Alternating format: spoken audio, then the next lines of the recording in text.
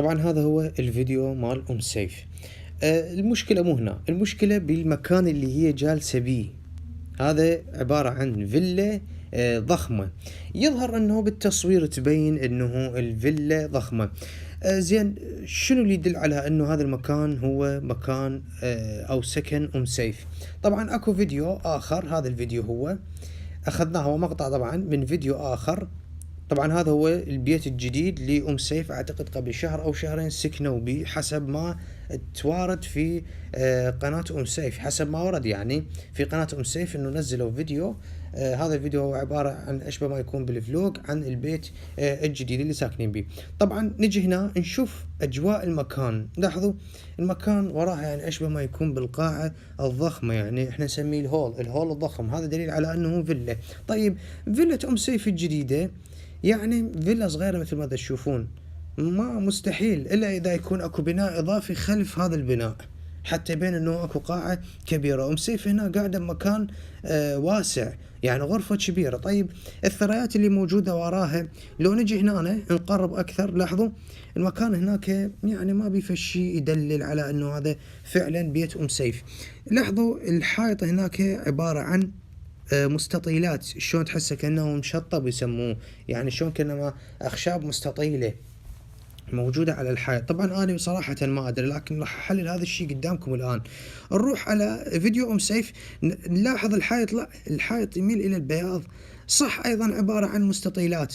طبعا خلي أسوي لكم مثل الإشارة حتى أبين كلام أنه أنا وين جاي أشرح. طبعا أنا أقصد بالضبط بهذا المكان، خلي أأشر لكم، أقصد هذا الحائط هنا، هذه المستطيلات اللي أنا أقصدها. زين، نفسها اللي موجودة هنا، خلي أتقل أكثر، لحظة، نفس هذا يعني تشوفوا هناك الحائط، لاحظوا أخوان تقريبا نفسه. الفوق عندنا سقف أيضا، خلينا نشوف السقف نفسه. نعم بالضبط، لاحظوا السقف هنا، هذه الثريا، هذا مثل المستطيل، هذا المستطيل الموجود بالسقف نفسه يبين هنا. خلي نشوفه، لاحظوا نفسه هو موجود فعليا، صح الصورة مو كاملة لكن يعني هو نفسه. الواضح انهم سيف كانت تصور بهذا المكان بالضبط، هذا المكان مالتها اللي كانت قاعدة بيه. والدليل لاحظوا يعني من رفعة الكاميرا اللي فوق بين هذا المكان. هذا هنا عندنا ميز احمر، يعني مثل الجلوس، يعني ما اعرفه بالضبط شنو هو، بس مكان جلوس يعني موجود هناك. خلينا نشوف، لا ما واضح، بس هنا عندنا القنفة بها حمار، هذا الحمار تابع للقنفة مو لمكان الجلوس اللي يصير لازم قريب على الحائط ذاك. هنا عندنا تكملة الثريا، لاحظوها، نجي هنا لاحظوها، اصلا حتى ما احتاج احرك الايد لان هاي الثريا اصلا صارت واضحه نفسها اللي موجوده هنا. طبعا انا ردنا بهذا الفيديو على فيديو اللي نزله علي المرجاني، يقول هذا المكان مو مالتها، يعني مو بيتها، مكان ضخم واسع. طبعا احنا نعرف كل واحد يشتغل بالتصوير او يشتغل بالمونتاج يعرف انه الكاميرا تصويرها عاده ما يبين اماكن واسعه، يعني هسه الغرفه اللي يقعد بيها ايش قد ما تكون واسعه ايش ما راح تبين بالتصوير، اذا اصور نفسي بيها او اصور بيها هي ذاتا راح تبين واسعه اكثر من ما هي واسعه.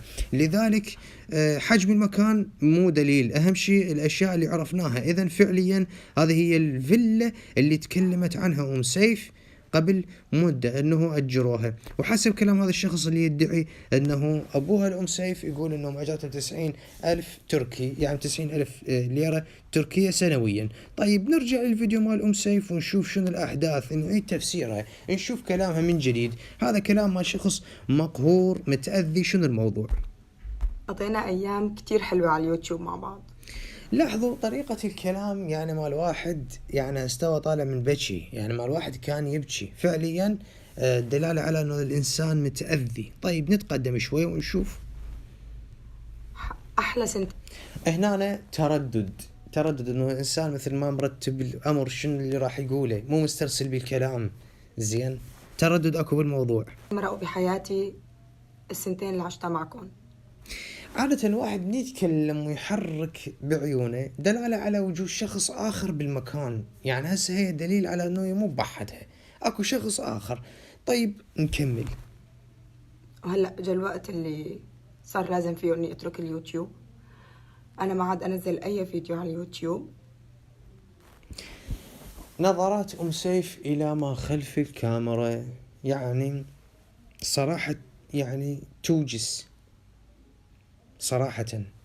فالشي مؤلم، دلالة انه الانسان هذا اما فعليا اكو شخص او اشخاص خلف الكاميرا، او انه جاي يصور بمكان بحيث بعيد عن شخص اخر، جاي تباوع حتى تنتظر خروجه او عدم خروجه، كأنه جاي تنظر الى باب. طيب احنا اذا نريد نعرف هذا المكان شلون تصميمه، اكو فيديو موجود بقناته صورت به الفيلا هي هاي القاعدة بيها حاليا. هو الفيديو اللي قبل شوي طلعتكم من عنده لقطات، هذا هو المكان. لاحظوا هناك يعني من اجينا منها من الغرفة هسه، هي قلنا احنا هاي الاشارة اللي حاطيها، خلي شوي اطولها اكثر.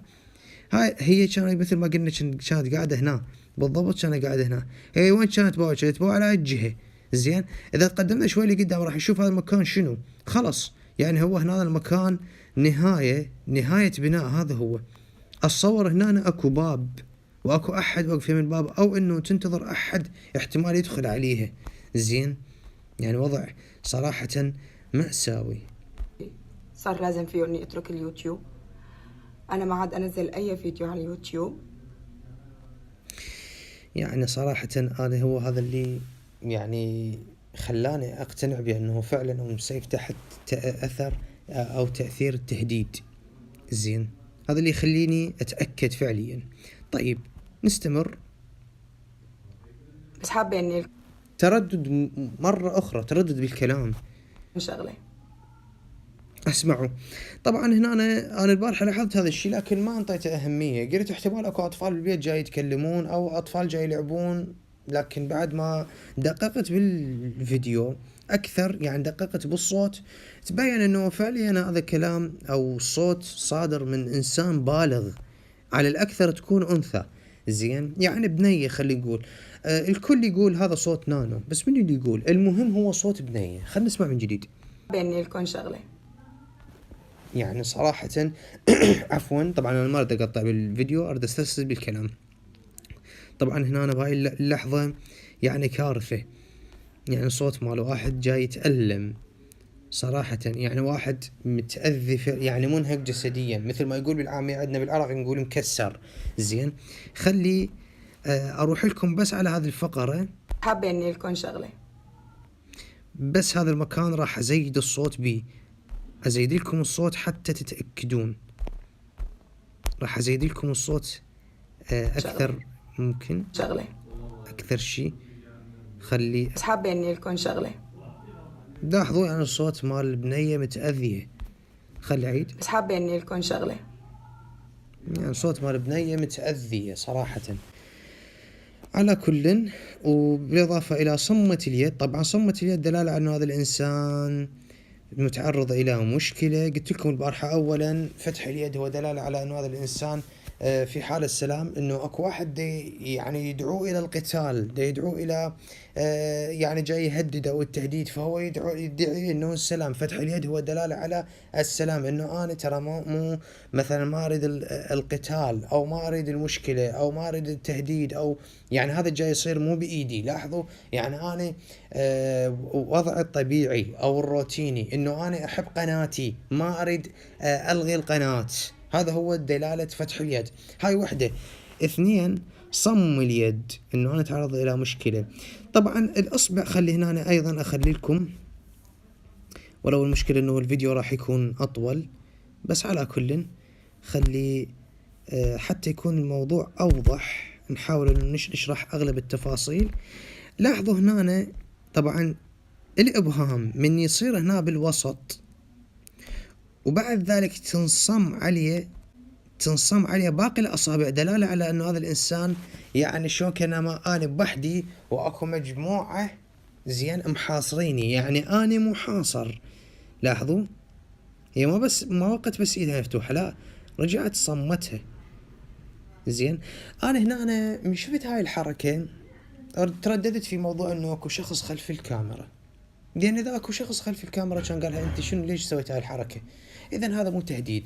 إذا حتى نظرات أم سيف إذا إجينا، لأن هاي يعني رسالة واضحة، أي شخص كان موجود مثلا إذا كانت مثل ما يقولون مخطوفة أو متعرضة إلى تهديد أو إلى آخره، إذا فعليا اكو شخص ورا الكاميرا كان قالها اقطعي هاي هذا الجزء، ليش اشرتي بايدك؟